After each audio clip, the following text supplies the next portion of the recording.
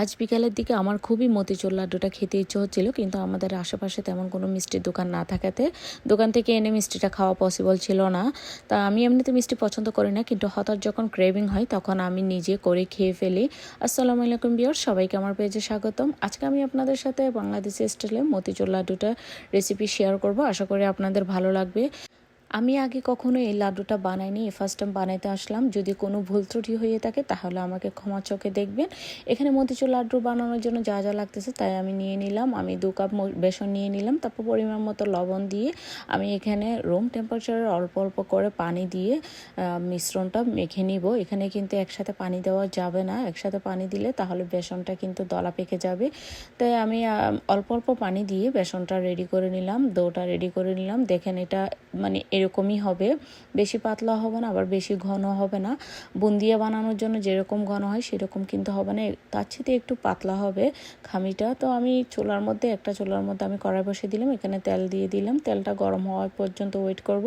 আর এখানে আমি এই রেসিপিটা করার জন্য একটা ঝাঁঝনি নিয়ে নিলাম, কিন্তু ঝাঁঝনির ছিদ্রটা যদি একটু ছোট হতো তাহলে ভালোই হতো, কিন্তু বড় হতে আমার দেখেন বুন্দিয়াগুলো ছোট ছোট না পড়ে তারপরে এখানে কিন্তু ফ্ল্যাট হয়ে গেল।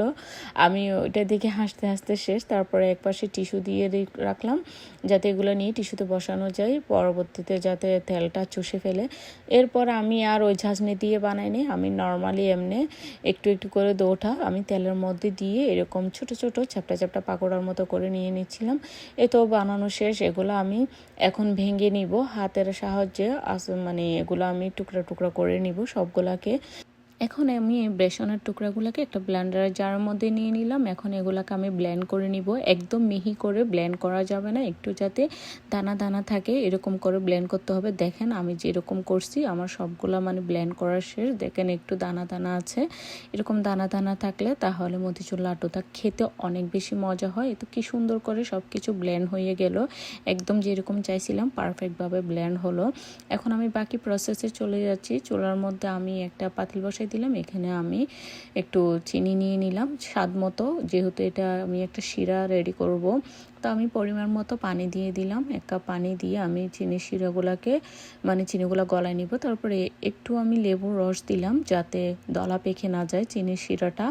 তো আমি লেবুর রস দিলে এটা মানে জমাট বাঁধে না। তারপরে একটু ফুড কালার দিয়ে দিলাম। এগুলা দিয়ে আমি একটা চিনির পাতলা একটা শিরা রেডি করব, বেশি ঘন হবে না মানে আটো আটো ভাবে হবে না, একটু জাস্ট 2 বলক আসলে আমি চুলার আঁচটা বন্ধ করে দিয়ে এখন আমি সে ব্লেন্ড করে রাখা বেসনের গুঁড়িগুলা দিয়ে দিলাম। দিয়ে এখন আমি চুলার আঁচটা জ্বালাই দিব। তারপরে দেন আমি চুলার মধ্যে এগুলা সবগুলো একসাথে ভালো করে মিক্স করে নিব চিনির শিরার সাথে। এই বেসনের গুঁড়িটা এটা কিন্তু একটু সময় নিয়ে চুলার মধ্যে ভাজতে হবে, যতক্ষণ পর্যন্ত না চিনির এক্সট্রা পানিটা শুকিয়ে যায় ততক্ষণ পর্যন্ত এটা ভেজে নিব। যখন দেখবে একটু পাতিল থেকে এটা উঠে উঠে আসতেছে তখন মনে করবেন একদম পারফেক্ট রেডি হয়ে গেল। তো আমি চুলা থেকে নামিয়ে নিয়ে একটা বলের মধ্যে এগুলা নিয়ে নিলাম, একটু ঠান্ডা হওয়ার জন্য মেলে দিলাম। তারপরে আমি একটু ঘিয়ের মধ্যে বাদাম কুচি দিয়ে আমি এটা একটু ভেজে নিলাম। এটা হচ্ছে অপশনাল, এটা চাইলে দিতে পারেন, না চাইলে স্কিপ করতে পারেন, কিন্তু এটা দিলে কিন্তু অনেক মজা হয়। যখন লাড্ডুটা মুখে দিবেন তখন এই বাদামের কুচিগুলো মুখে পড়বে, অনেক খেতে অনেক মজা হয়। তো আমার মিশ্রণটা রেডি করা শেষ। এখন আমি লাড্ডুর শেপ করে নিব। হাতের মধ্যে এরকম আলতোভাবে আলতো আলতো করে লাড্ডুর শেপটা দিতে হবে, জোরে জোরে চাপতে যাবে না, তাহলে কিন্তু লাড্ডুটা ভেঙে যাবে। তো সবগুলো আমি রেডি করে নিলাম।